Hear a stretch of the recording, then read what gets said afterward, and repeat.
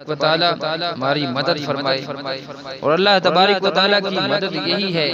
فرمایا وَيُثَبِّتْ أَقْدَامَكُمْ، اللہ تبارک و تعالیٰ کی مدد یہی ہوتی ہے کہ بندہ اپنے دین پر، اسلام پر اللہ تبارک و تعالیٰ اسے ثابت قدمی عطا فرماتا ہے۔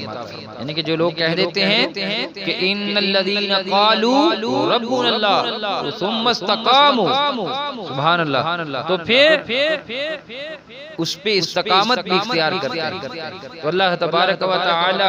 ہمیں استقامت عطا فرمائے، اللہ تبارک و تعالی ہمارے تمام صغیرہ کبیرہ گناہوں کو معاف فرمائے، اللہ تبارک و تعالی ہمارے والدین کی بخشش فرمائے، اللہ تبارک و تعالی ان کے درجات کو بلند فرمائے،